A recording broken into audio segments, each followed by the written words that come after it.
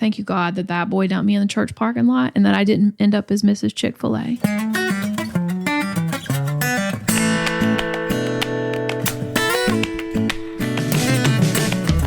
Welcome to another edition of Chewing the Fat.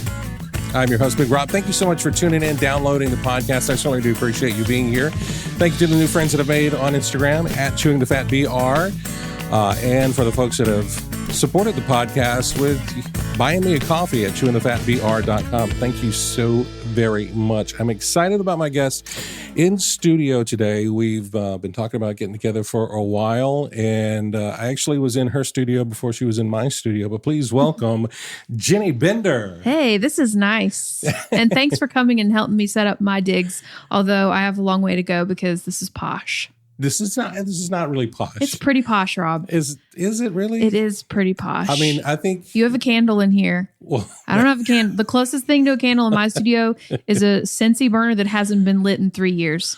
Well, so I know some folks that listen that sell Scentsy, so they may be reaching out to you, please, to get some holiday scents or something like that. You know? Yes, we're coming into fall. But Jenny, thank you so much for being here. I remember the first time I met you, and I don't think you remember this. It was at Pot Smoker Barbecue when Bobby still had the trailer. Yeah, and it was like over here off Edgefield Road, and he had pulled up and. I think you had just gotten to town. Wait a minute. I do remember that because I'm thinking my first week here.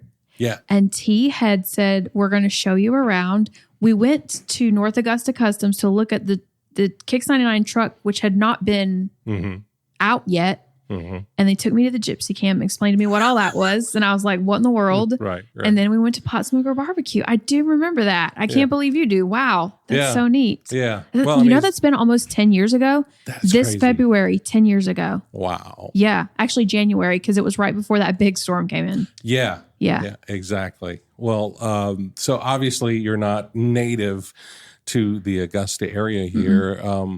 Where are you from originally? North Carolina. Yeah. I was born and raised in Mooresville.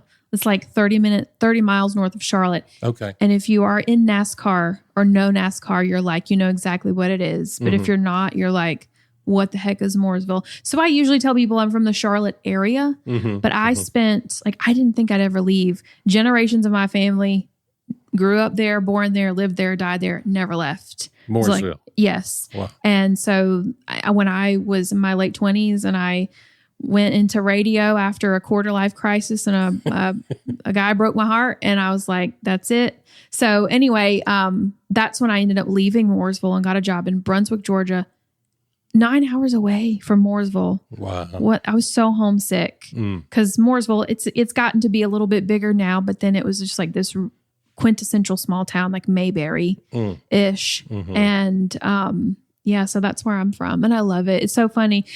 This is the thing. And it doesn't matter if you're from a big city or a small town. You grow up thinking, I cannot wait to get out of here.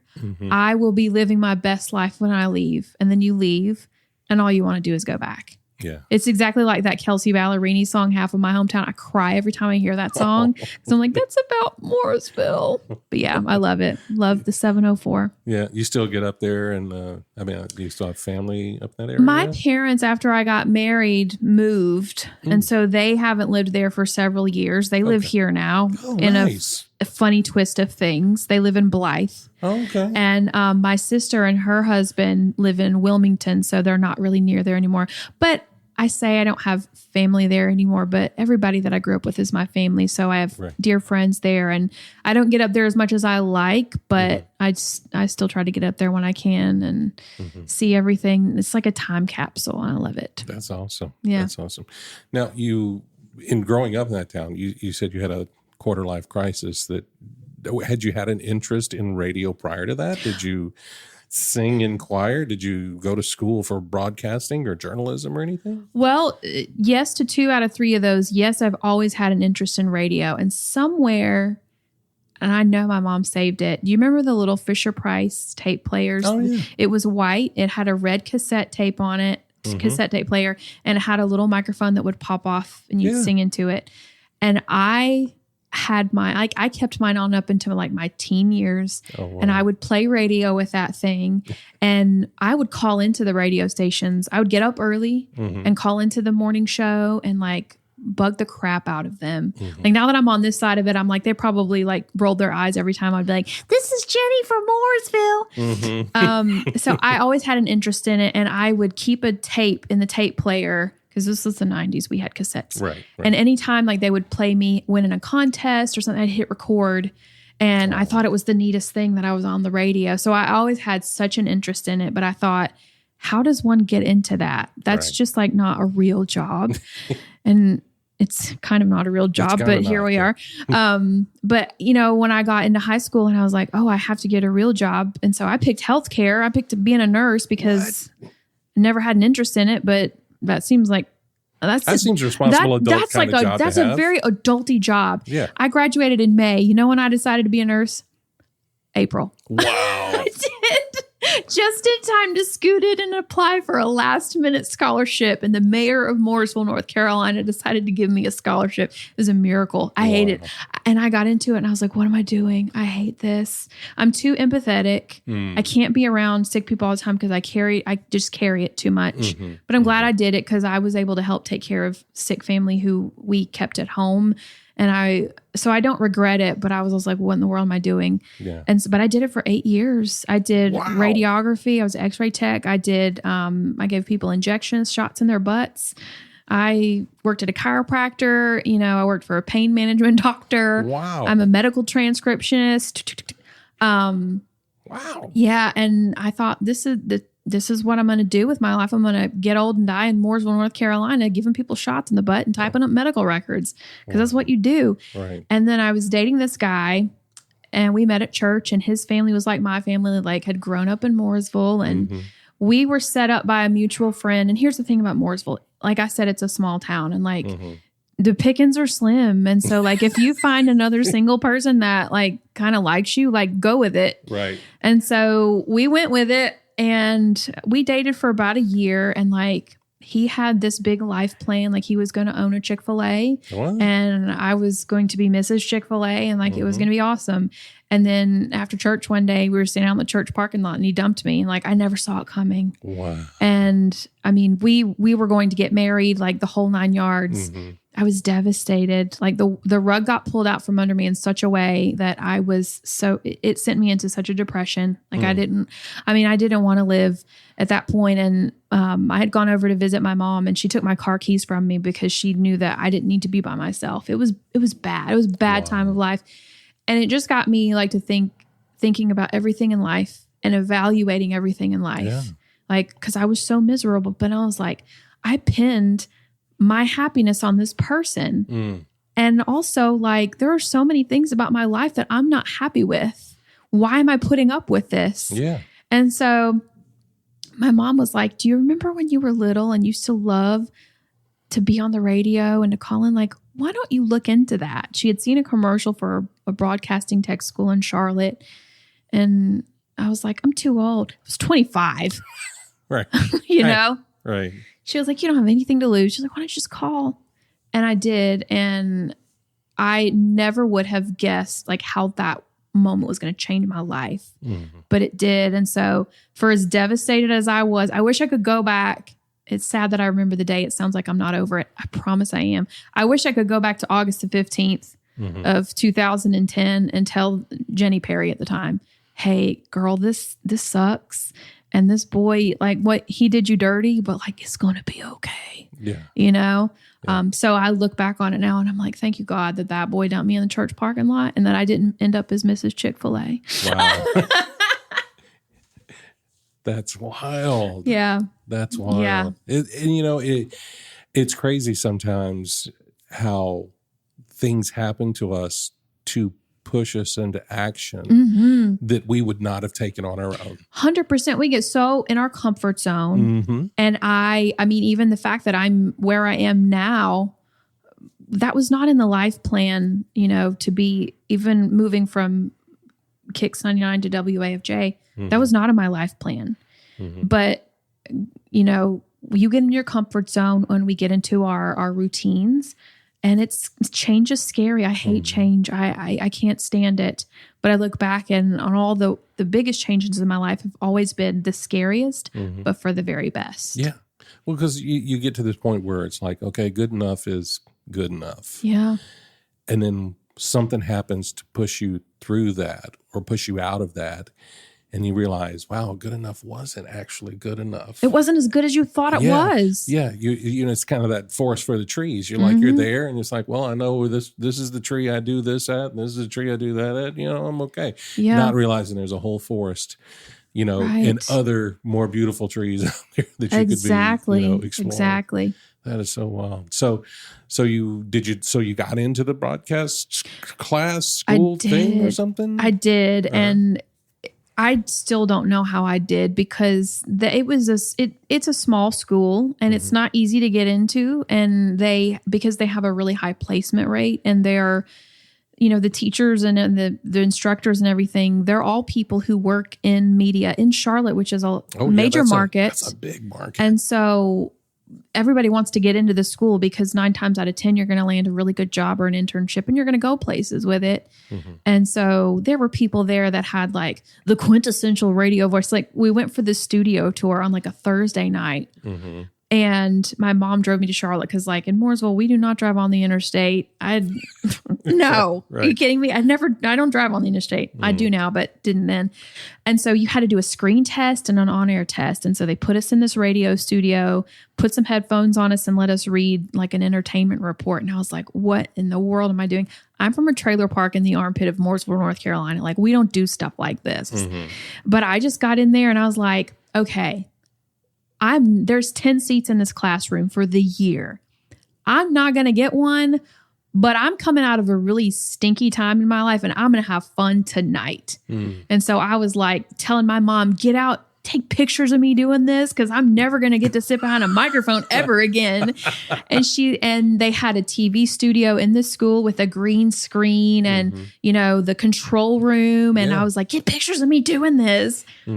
And I got a call the next day from the director going, we would love to offer you a scholarship to come here, which they don't usually do because it's a tech school. And I didn't know what a thumb drive was at the time. Like I had my knowledge of like techie stuff related to this was nil. I mean, I still am very stupid with it, as you well know, but but it was even worse then. So yeah, I got in. It was such a blessing. Like I still don't know why they did, but I'm so thankful that they did and just were so patient with me and gave me the freedom to be myself. And was just, for the first time ever, I was surrounded by people outside of my family, but I was surrounded by people outside of my family who were like, you can do anything. I never believed that. Wow. And I was like, they're not just telling me that to be nice. Like they really believe that I'm better than I am, or that I can do things that I don't think I can do. And it was such a fuel for me. And I'm so grateful for that school, Connecticut School of Broadcasting. Wow. That's, you know, and the thing is probably you deciding to have fun that night.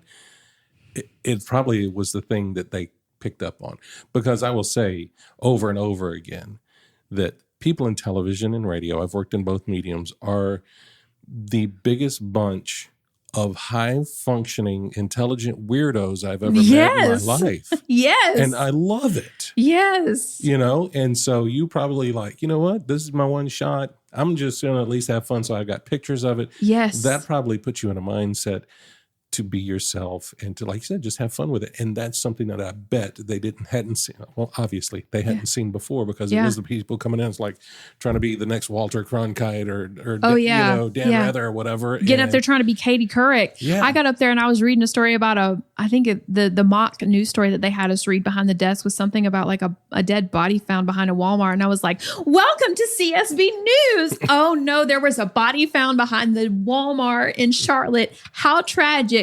Bill, it's time for the weather. Like, right. You know, I had no TV aspirations. I still don't, but I was just like, you know, I'm so glad that I didn't get in my head, because when you try to, with anything in life, not just this, when you try too hard and you get in your own head, you hold yourself back from so many things. Absolutely. Yeah. So absolutely.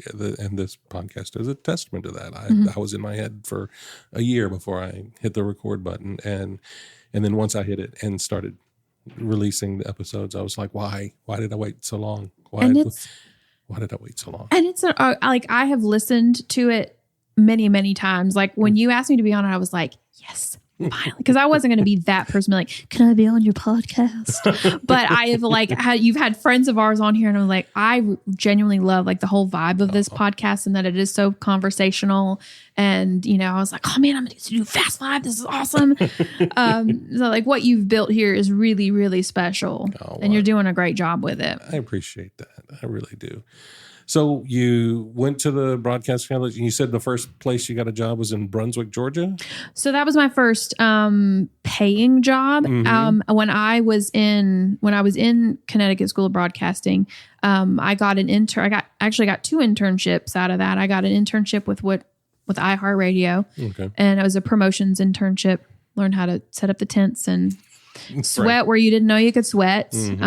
Not fun, but very useful knowledge. And then really the turning point for me was when Charlie and Debbie at WSOC in Charlotte, he was my teacher in radio, and he allowed me to come be their intern and put me on the air and taught me about, production and imaging and so many things. Like anything good about me came from God and Charlie Nance. Like they were amazing to me. And he really helped me to get my first paying job doing afternoons in Monroe, which, yes, that was my first paying job, but it was sales and being on the air doing an afternoon hosting what's called a swap shop. Oh, have you ever heard of that? There is a series on Netflix called Swap Shop out of Tennessee. It's out of a station in Tennessee, and it is amazing. I love watching it. It is so good. I have to watch that. I'd never heard of this. It is so good. It was live radio on an AM station, and it was like people call in, they give their phone number on the radio. I got a tractor my name is Clement, and I'm selling rabbit poop by the scoop, and I'll trade you for some lawnmower parts. And you can't have any dead air. So like you have to be on it to say the same thing over and over. Anyway, I did that for a year when I got a call from Brunswick saying, you want to come do middays? And I was like, do you have a swap shop? And they were like, no. And I was like, sold. Let's go. That's awesome. So from where'd you go from Brunswick? I'm trying to trace you back. I went to Brunswick with, and I was super homesick. I loved it there, but I also hated it there because it was my first time living outside of Mooresville. And I was like, but I got to be here for at least 3 to 5 years because it's like radio. You sign that contract 3 to 5, baby, and then move on. And I was there for 8 months when I heard about the job at Kicks 99, and how I found out about it is just a total God thing. And it gives me chills, and I'll never get tired of sharing this story. Okay. The week before I was supposed to come to Brunswick to interview for this job, my dad found out that he had a very aggressive form of cancer. And he's had bouts with cancer since I was 3 years old. So this, in a way, was nothing new, but this time was a lot worse. And I was like, I can't take this job. And my dad, after seeing me make, $8,000 a year in Brunswick, in Monroe, North Carolina, doing a swap shop, was like, you got to take this job. And if you don't take it because of me, I swear it'll kill me faster than any cancer will. You have to take this job. Wow. So I did. And it ended up working out because he would come down there and stay with me during his treatments. But I didn't get to come home at all because I worked weekends or I was on call or whatever. And so for somebody who grew up in the same hometown to not get to get a home for 7-8 months, that was a lot. So I had come home for Christmas, and I was driving back home sobbing, like, because I was like, God, I just want to go back home. Please get me out of Brunswick, Georgia. I say that I have friends in Brunswick, and I love them. And I was driving down I-77 past the interchange that goes from Columbia to Augusta, and I was like, Columbia would be awesome because Columbia is not that far from Mooresville, and I would still be able to maybe get a job. And so I held up my hand and looked at that sign that said Columbia, Augusta, and I was like, in Jesus' name, you're next. I kid you not. I went back to work that Monday, and I sat down at my desk to do some prep, and I was on All Access, which is like a industry site you get jobs and show prep and everything on there. And that Monday, I was looking on All Access and they said there's a country station in Augusta, Georgia looking for a co-host for their country station. And I was like, well, shoot, I think I could do that. But I didn't know. I Googled, where is Augusta, Georgia? Well, it's 2.5 hours from Mooresville, you big dummy. So I called up my mentor, Charlie, that I told you I interned for. And I said, hey, I know this is a long shot, but there's a place called Augusta, Georgia, and they have a country station there, and they're looking for a sidekick. And he was like, what's the name of it? I said, it's Kicks 99. He said, I did that morning show there for 7 years, and the people that run that station are like my family. He said, let me make a call. By the end of that day, I had an appointment set up to come and interview here. And then my panic turned to Brunswick. I've been here for 8 months. Like, what are they going to do? How do I get out of this contract? They were like, we're so happy for you. They brought me a cake.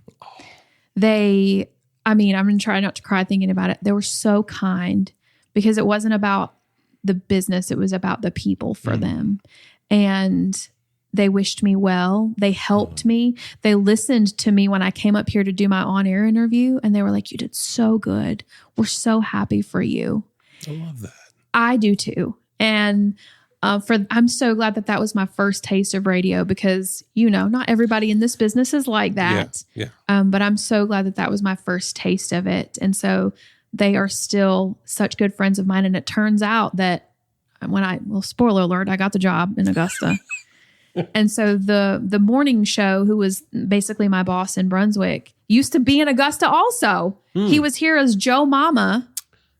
And he was like, I got a really good friend there named Austin Rhodes, and I'm going to connect y'all before you go up there. So when I came up here for my interview and I met Austin, and I was like, who's the person that likes the monkeys? Because I love the monkeys. So the first time I ever met Austin Rhodes, we stood there and cried over Davy Jones because Davy Jones had died not that long ago. And I was like, this was just a divinely orchestrated move in so many ways. That's great. Yeah. That's crazy.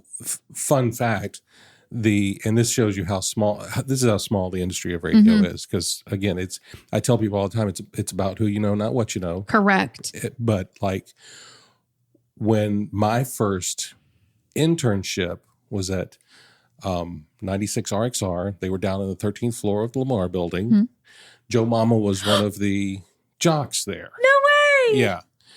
And then also when now this is not as fun, but when I moved to Birmingham to be the producer for the Patty and Dollar Bill show, they had gotten pushed out of WZZK, and Chuck and Debbie became the new morning show at ZZK. Yes. And I was their competition with Patty and Dollar Bill, who was the legacy morning show in Birmingham for like 20 years. And they hated it in Birmingham. Yeah, I heard they did not like it. I heard they did not like it there. That is such a small world. Right? Isn't that crazy? Yes. And actually Charlie, I call him Uncle Charlie, but Chuck, he's the one that taught me this. He was like, the toes that you step on today are the butts that you have to kiss tomorrow, because this business is small. So be careful before you burn a bridge. Absolutely. Yeah.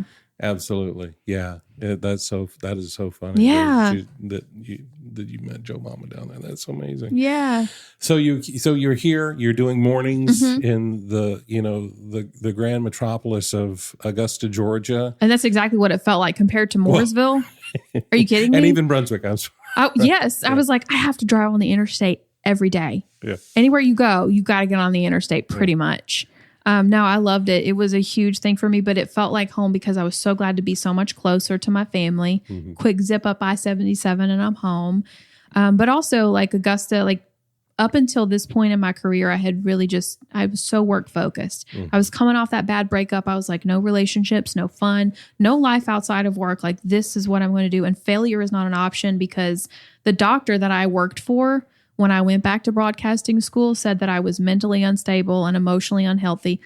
Maybe he wasn't wrong. Okay. I'm going to give him the benefit of the doubt. But he said maybe I'll keep your job open for you so that when you fall flat on your face, you'll have a place to come crawling back. He said that. Wow. And so I was so motivated not to fail at this that I just had blinders on. But when I landed in Augusta and I was like, okay, all I've ever wanted to do was be on a country morning show. Yeah. And here I am. Yeah. And I thought, I can enjoy this. So I made friends, and one of the very first friend I ever made the day I came into town to sign my contract was WB, Brian Dub. I don't know what they're calling him anymore. Yeah. I think they're just calling him, everybody calls him Dub, Brian Axelson. We found out like he's the male version of me. Like we became such best friends so fast because he loves Elvis. I love Elvis. He appreciated my affinity for George Strait and everything. And so, I ended up having a circle of friends here. Yeah. And then that helped it just to feel like home. And I really was like, wow, I'm here for longer than just a contract. So when they wanted to renew me after a few years, I was like, well, yeah, it was a no-brainer. So, and then to see the version of the Kicks Wake Up through crew through so many versions, from Mike, Steve, and Jenny to Mike, Jenny, and Dub to Dub and Jenny for a while to Cash, Jenny, and Dub. It was, I'm so thankful that I got everything that I am and what I've been able to accomplish in radio, up to this point, I would not have happened if I would not have been at Kicks. And I'm so thankful, to T and Chris O'Kelly and Kent, because I have them to thank. They really had no business taking a chance on me, but they did. And I will always be really grateful. That's awesome. Yeah. That's awesome. And now you're still in radio, not in country radio. It's a different genre and type of radio. How did that transition come about? Was it another one of those, this is the moment, I need to stretch and get a little uncomfortable kind of thing? Or yeah, and it was weird. And really, I look back at it. I never thought I'd leave Kicks. I never thought I'd leave country radio because I love it. I still love country music. It's so far in me, and I love Christian radio too. And I had listened to WAFJ since I lived here because I'm a sponge for all different kinds of music and radio. But when the pandemic happened and everybody got sent home, it was a weird shift because me and Brian and Sean, that's still, I don't know if I'll ever do better radio than that. And I don't know that I'll ever have better partners than that. They are, I don't think I'll ever work with people more talented than those two guys. And, but we were such good friends off the air. And I think that you could really tell that, but it's like anything else, you have to nourish friendships and relationships. And when the pandemic happened, my mental health took such a hit during all of that. And everything in my life, including my relationships, really suffered for that, specifically when we got sent home and we were no longer palling around and, all of the unrest with politics and social issues and everything. And we were three very different people in a lot of ways, but that really changed everything. And so when I look at the shift, that's what I trace it back to. Yeah. And I take responsibility for letting everything that happened in the world and everything get into my head. And, it was awesome. And then it all of a sudden wasn't. And I thought, well, I'm in my comfort zone. I'm not going to leave. And so that fall of 2020, we won a CMA, which was amazing. And that, for me, that was always the quintessential career goal. Yeah. But then I was like, well, I really want to win the personality CMA.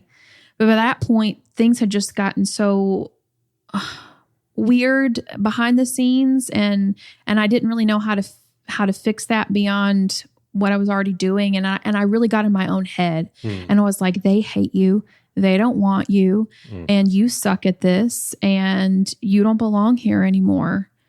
And, and there were reasons why I felt like that. And I don't even think all of that even matters anymore. But the point is that it got to a point where, I didn't fit in there anymore, and I didn't feel like I belonged there anymore. And I really felt like I didn't belong in radio anymore, which sucked because I worked so hard to get here and it's all I ever wanted to do. And so I was really making plans to get back into healthcare. At the end of January, there were some things that had happened and conversations that had happened. And I told my husband, I was like, this isn't for me anymore. And he's like, I'll support you. But I really thought maybe I'm done. Wow. And I just happened to get a call from WAFJ, and they were like, please send us your tape and your resume, and let's see if we can find something for you.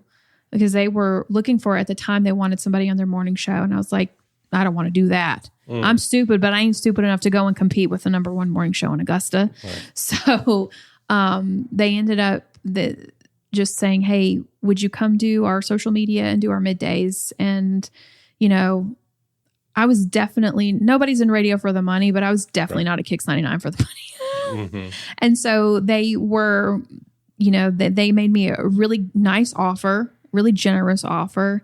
And it enabled me to stay not only in radio, but in this market. That's unheard of, because I didn't want to move. Right. Like my husband's family is here. He's got the grown-up job. I was like, we're not moving from my job. Somebody's got to carry the health insurance. It ain't going to be me. Right. And so, yeah, it was within about a week, all of that transpired from me saying, I don't think I need to be here anymore, to WAFJ giving me this offer. And then it's funny because I got called into the office at Kicks 99. They wanted to renew my contract. And I was like, God, I can't do it. I can't sign on for more of this. If it's going to continue to be the way that it was there at the very end. Again, at the beginning it was awesome, and I wouldn't take the world for it. But the Lord just worked out the timing of it so that I got offered the job at WAFJ on a Wednesday. And then the Thursday I got called into the office to renew my contract. I said, actually, this is my notice and I'm going to be leaving. That was difficult and awkward and uncomfortable. It still makes my palms sweat to think about it. But it was the right thing at the right time. Did I handle everything? I was hurt by a lot of things at the time, and I probably didn't handle everything in the best way at the time, because I just thought, bye, and I'm going to leave, but it was the right move at the right time. And I don't have any hard feelings about any of it, but, And you've been at AFJ for 2 years now. Yeah. And it's so funny because country music is so a part of who I am. And it was effortless to work in it because I'm so enmeshed in it anyway. And I love the Christian music genre, but I'm a lot less familiar with it because I didn't grow up listening to it. We didn't have a Christian radio station in Charlotte for a long time. And so that has sort of been a little bit of a learning curve for me. But I've really been thankful for how the listeners have, because we share a lot of our listeners with WAFJ and Kicks. There's a lot of people that listen to both. Right. And I'm really thankful for that, because it was to start over, we were talking about change. Yeah.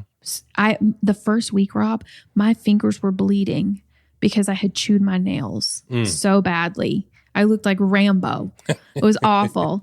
But it was sort of like going to a new school, but you already had friends there that you could sit with at lunch. And that's how the listeners have been. And I'm really, really grateful, because I still feel like I don't know what the heck I'm doing. But they're so kind and so loving and so welcoming and so patient with me, because I don't have it all figured out, especially in Christian radio. Yeah. The Lord said, judge not lest you be judged. But let me tell you who judges people. That's a lot of people in that. And, a lot of Christians can be just so judgy, but these people have just been so kind to me, and I'm really, really grateful. They're just letting me grow with them. Yeah. And they are so accepting of my imperfections and my flaws, because we all have them, Yeah.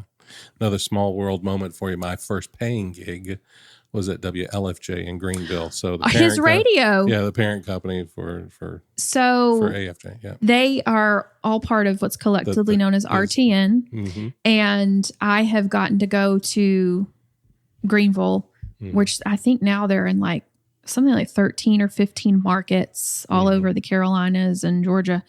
And I got to go do their fundraisers with them. And they've become such good friends of mine at his radio. And I will fill in for them from time to time. I love that. That's so funny. Like what a small world that is. That was my first paying radio gig. I did Saturday mornings, and I must have still only been like 16, 17. Wow. So I would drive from Augusta to Greenville.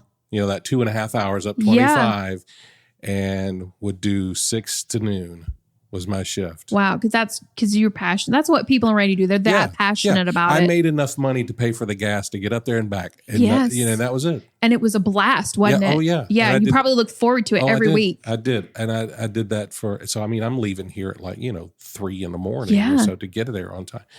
And I did that for 3 months, and then they had an opening there, and I applied for it and I didn't get it. And so I took that as my sign. I was like, well, at this point, I've been driving back and forth for 3 months. You're invested. You've given it a good try at that point. Right. Yeah. I'm like, I'm gonna see if I can find something more local to that. Yeah. And I love the PD Ben Birdsong, God rest his soul. He was great.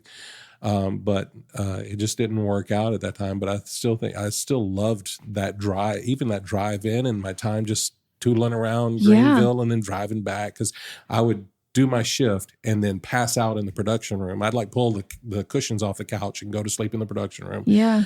In the original studio. I guarantee it's not wherever the studio is now. Was it on Wade Hampton Boulevard? That's still there. But it was like a little house. It was like a little blue and white or something house. Still there. They actually, a couple weeks ago, they just did a groundbreaking. They're going to expand it because right now their studios are on one side of the room or on one side of the road, and their offices are on the other side of the road. Oh, wow. But still everything was in the one building, and so wow, that's so funny. Yeah, but like I said, you do radio because you love it. And exactly. There's something about it, and I loved it. In that time that you've now had since leaving Kicks, whatever, you've had some time to repair some relationships, and those things are getting better.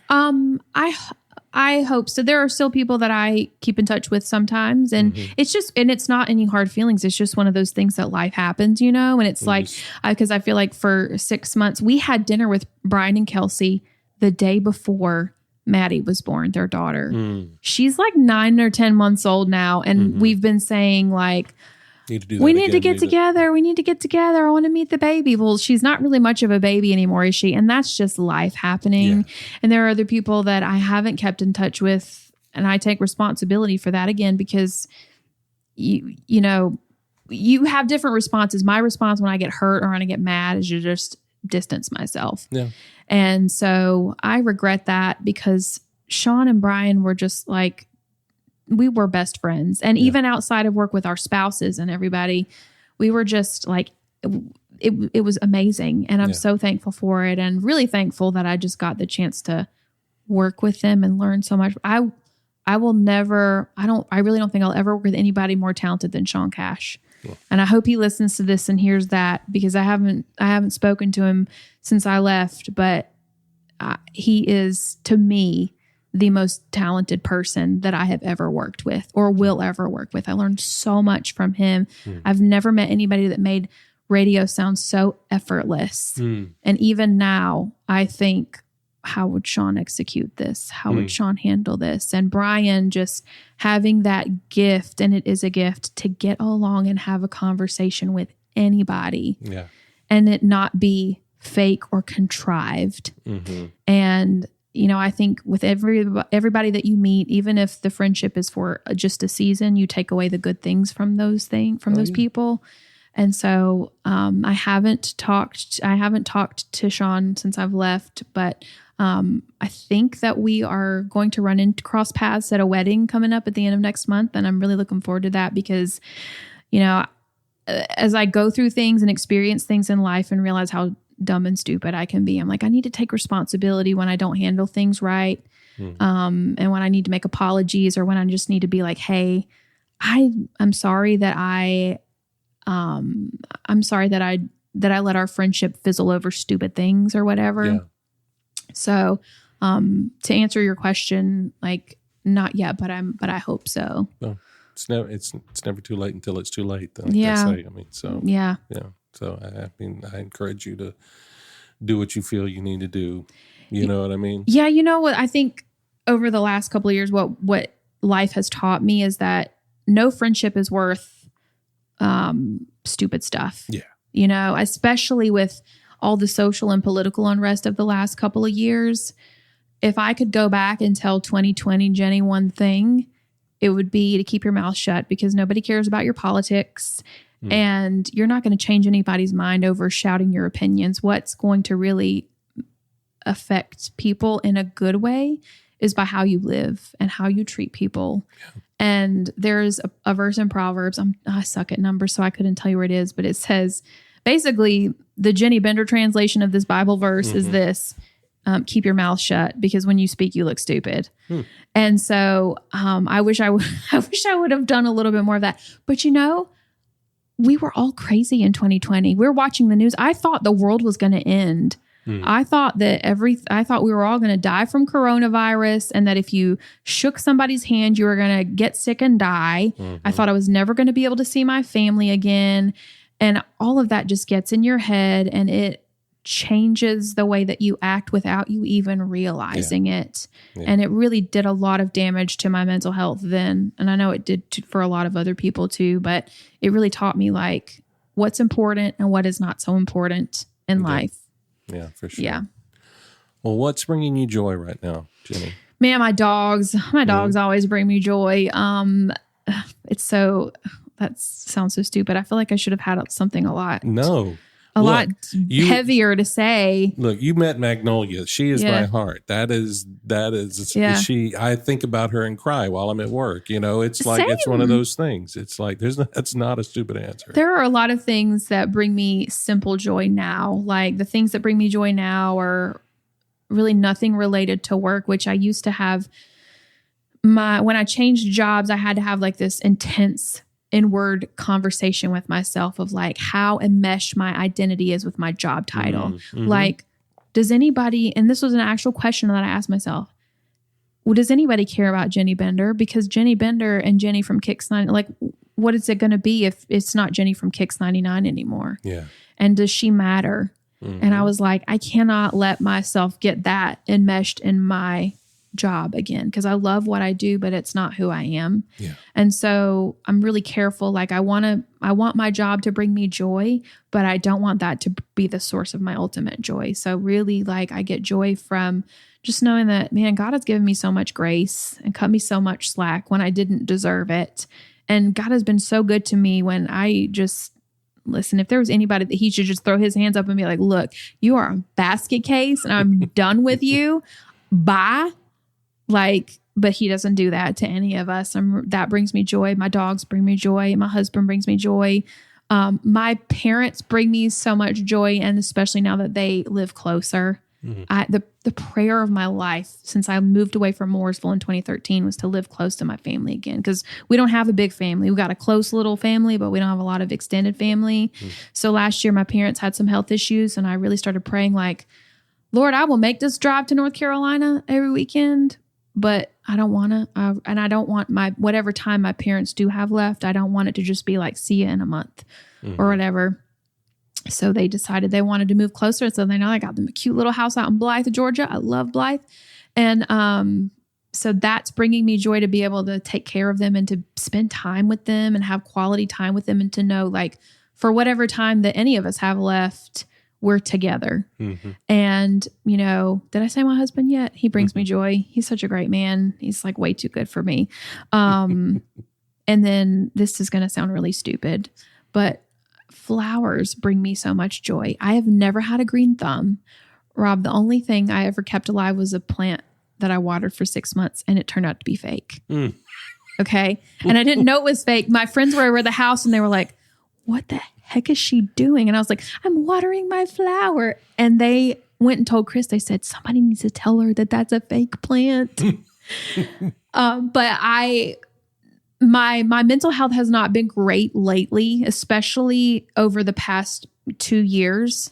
And I thought that it would change the more that I got put distance between things that had happened, and it really didn't. And I was like, I need to find some other hobbies. Mm-hmm. So I've never had a green thumb, but I decided I'm going to try to plant some seeds and grow some flowers, and they're growing and they're beautiful. And I talk to them, and I get so much joy from going outside and watering my plants and talking to them and tell them how happy I am that they haven't died and how beautiful they are. And they say that plants thrive when you talk to them. And I thought that was a bunch of baloney, but I'm telling you it works because they are so beautiful. So that brings me a lot of joy.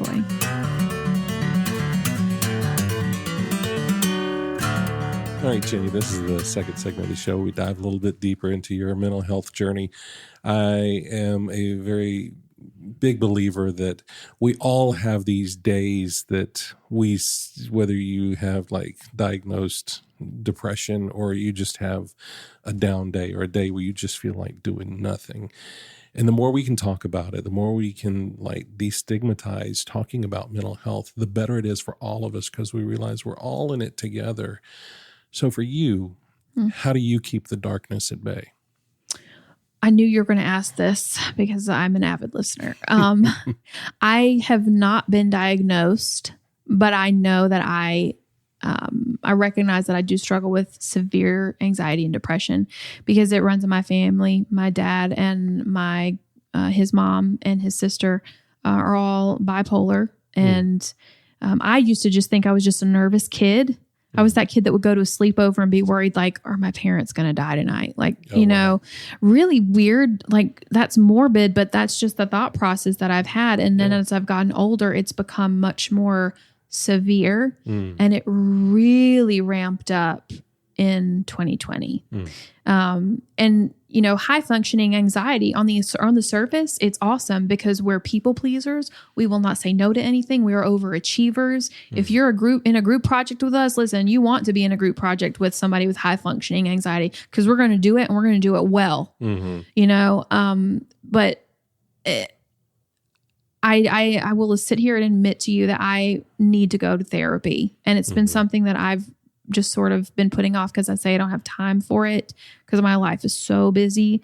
So I just keep the darkness at bay one day at a time, honestly. And really not even one day at a time, but moment by moment, just going, God, I need you to get me through this because I can overthink a lot and I will make mountains out of molehills, admittedly, but especially with the stress of the last, my parents' health problems. And I had to take on so much responsibility for them in this last year, facilitating their move, medical bills, all these adulty things. It's so heavy. I've never had a sleep problem. And now I can't sleep if I don't have melatonin and a muscle relaxer, and a glass of wine helps too. Right. And still I find, I think a lot of times, because I'm a Christian. And so Brit thinks, well, if you're Christian, then you don't struggle with any of this. Let me tell you what, no. And you go through and read the book of Psalms written by David and tell me that man didn't have some mental health issues. Nobody is immune to it. Yeah. And so for me, it's really a moment by moment thing, a situation by situation thing. Yeah. And I will find myself even laying awake at night going, God, I need you to take this burden away. Yeah. I know he takes our burdens, but I got a habit of picking them back up as if I know what to do with them because overthinking is so effective. So yeah, I need to make time for doctors and medication because those things are a gift from God, like the ability to know how our minds work and how they're designed and the chemicals and all of that. For me, it's a combination of faith and just not deconstructing everything, but understanding that I don't have it all figured out and that's okay. Because newsflash, all the sleep that I've lost up until this point worrying about things, I'm still here. I'm still alive. Everybody's still alive. We're all doing okay. So reality checks help to keep it at bay for me. Yeah. But check back in with me after I've gone to a therapist because I am looking for one. I don't want to go to one that I know because is that weird? Well, no, I don't think that's weird at all because I mean It's like, I don't want somebody knowing my deepest, darkest secrets. I want a stranger to know my deepest, darkest secrets. Exactly. You know what I mean? But a knowledgeable stranger, so they can tell me what that deepest, darkest secret means.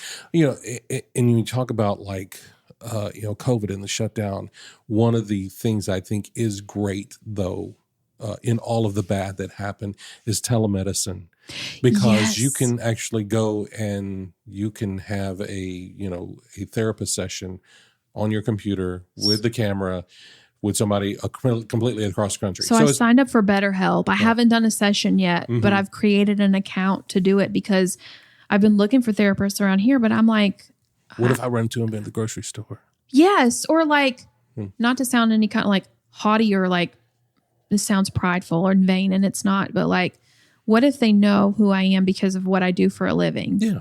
And then like, it's sort of like, this is going to be gross and I'm sorry. It's sort of like, I don't want to run into my gynecologist anywhere else. And if I see her, I get so uncomfortable because I'm like, we both know what I'm thinking. Right.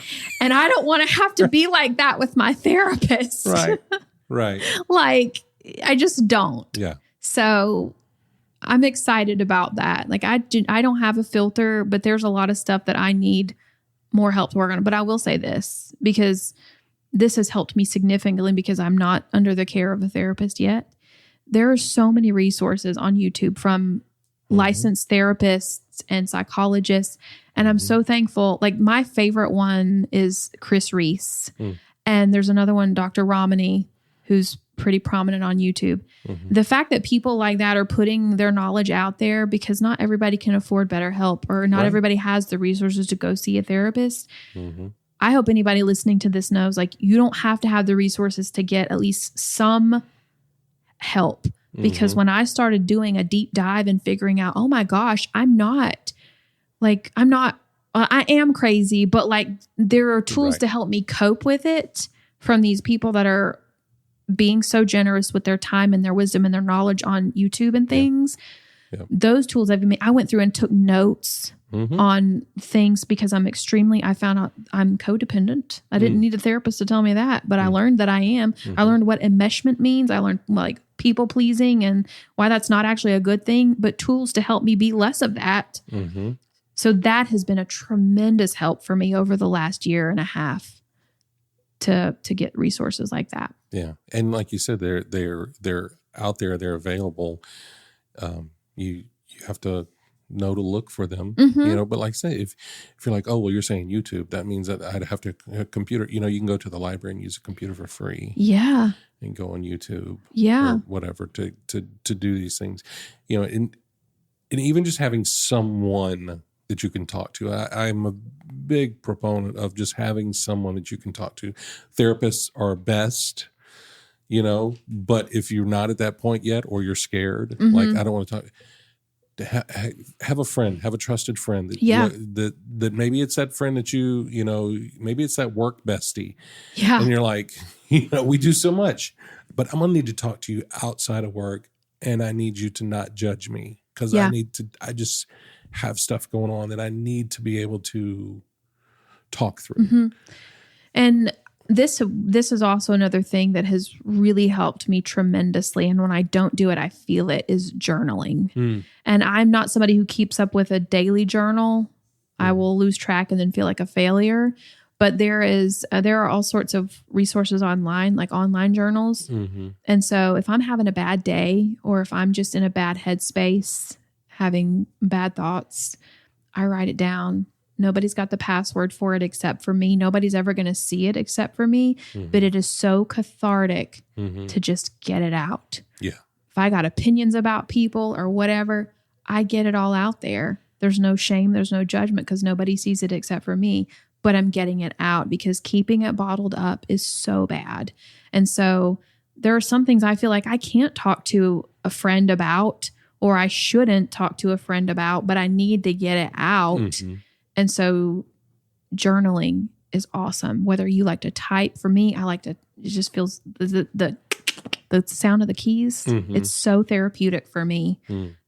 I highly recommend that to people who just need to get their feelings out. Yeah. Yeah. I mean, because you never know what that's going to lead to and what discoveries, but as you're doing that, release of, feelings, writing them down, see, and being able to go back and look at that later. That's the thing. And you're like, I survived that. I got through that. Or look how that turned out for me. It's like, wow, like I was so worried about that. I was journaling through the time, my transition period from Kicks to WAFJ. And I keep that actually at my desk so I can go back and look at it because I see how tormented I was and how upset I was. And I was like, look at how God worked that out. And so that really helps me, in the journaling thing, it helps me have perspective. Jenny, this is not that bad. You are going to get through this. It's going to be okay. All right, Jenny, this is the third segment of the show. It's time now for the Fast Five. The Fast Five. It's time now for the Fast Five. Fast Five. Sorry, I'm still working on a theme song. It's okay. I actually should probably just record that one myself instead of doing it live every time. But, hey. The Fast Five is powered by Poddex. It's an app created by my friend Travis Brown. They're great conversation starters, icebreakers. So if you, need to, have a question to ask the folks that you're talking in front of next or something like that, get some Poddex cards. They're made for podcasters, but they're really great questions. As a matter of fact, if you go to chewinthefatbr.com/Poddex, you can use promo code CHEW and get 10% off your physical decks. But I'm going to be using the app, and you can find that in your favorite app store. It's called Poddex. And the way this goes, 5 questions. First thing pops into the top of your head. You don't have to think about it too much. There's no wrong answers. And that's it. You ready? You ready to go? I'm ready to go. Here we go. Question number 1. What is your most treasured memory? Oh gosh. There's too many. But this one is a really special one. So because it also proves that I'm not always financially responsible. But my husband for Christmas got me tickets to go see Hugh Jackman a couple of years ago. And I love Hugh Jackman, but I only loved him because of The Greatest Showman. Never seen the Wolverine movies. Really had no clue what that was. Anyway, so our seats were not great, but the day of the concert, we're heading down there. We went with Brian and Kelsey. And I was like, they have a front row seat, Chris, and it's only $100. So we bought 2 of them, and Hugh Jackman was sweating on us almost. And I ran up and I touched his hand and he high-fived me. And I said I would never wash the hand. I did. I'm not gross. Well, that's good. But it's so funny because I was like, I just touched Hugh Jackman. And Chris looks over. He goes, you just touched a Wolverine. I don't know why. That's the most random of all my favorite memories. Okay, that's a funny one. That's great. Can I have a tie? Because this one is a sweet one. Okay. If not, you can edit it out. That's fine. My grandmother is my favorite person that's ever lived. And she passed away at home, and I was able to, be there with her when she died. She wasn't coherent in her last days. But I was just sitting there going over old times. She took us to Disney World and just sitting on the porch snapping beans and all this. And she couldn't talk. She was in a coma right before he passed away, but she opened her eyes and she looked at me and she said, good memories. And then she shut her eyes and she passed away not long after that. Oh. And I know, right? Wow. And when you say the word, whenever somebody says the word memories, I always think about that. Yeah. That's so sweet. Yeah. Golly. That's great. That's great. All right. Question number 2. If you could go on an adventure tomorrow, what adventure would you choose? Oh, okay. This should be easy because I haven't been on a vacation in a really long time. I would love to go to the snowy mountains. On TikTok, in Colorado, where they show the Airbnbs that are just all glass and there's Christmas music playing. That's giving me, you can have the beaches and the trout. I want the cold weather and the snow. Yeah. So I would go somewhere where there's snow on the ground right now. Awesome. Christmas Town. That town on the TikTok. That's it's Christmas all year. That's where we'll go. I don't know where that is. I'm going to have to look that up. Okay. I've not looked up Christmastown, but I love Christmas, but I've not looked up Christmastown.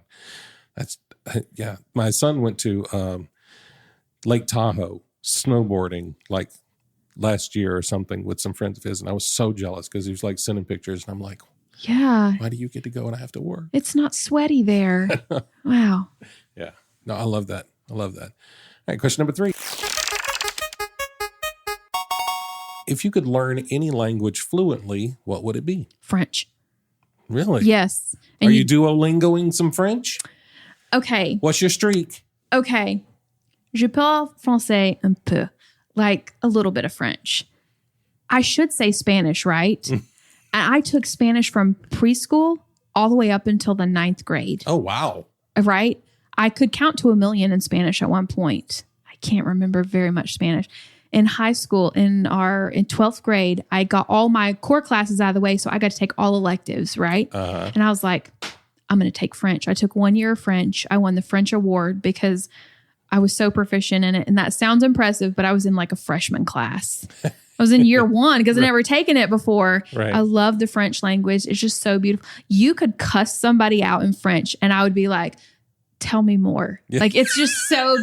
It's so beautiful. I don't care the worst thing you have to say to somebody. It's not like German. You could tell somebody the nicest things in German and it's going to sound like you're telling them to just go straight to HE double hockey sticks. The French is just so beautiful.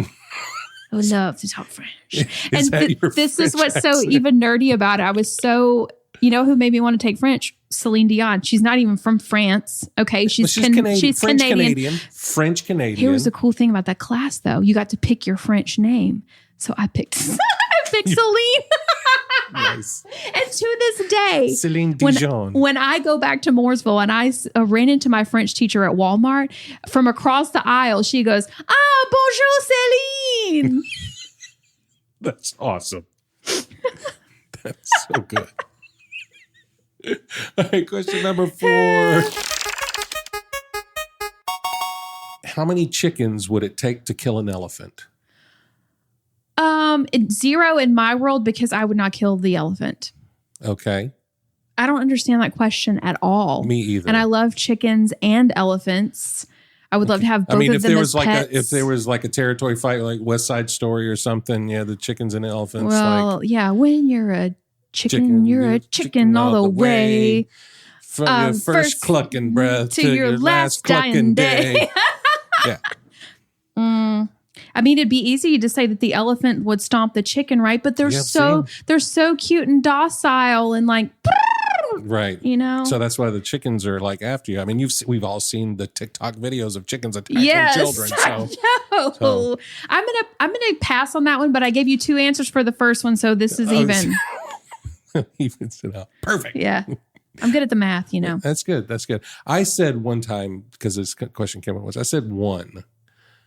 Because like if it's not an actual live chicken, but like a chicken breast has been sitting out for a week, that salmonella would take the elephant right out. True. Or one of those plastic chickens that makes the noise that that would scare the elephant, maybe give it a heart attack. Fall off a cliff or something. Yeah, this is so morbid. I don't want any elephants or chickens to die.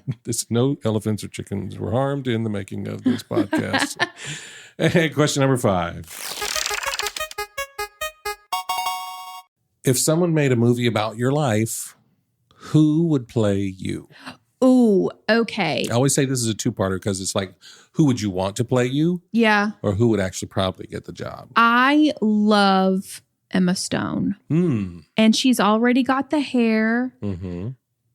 And I maybe look like her, except for I'm fatter and my face looks different.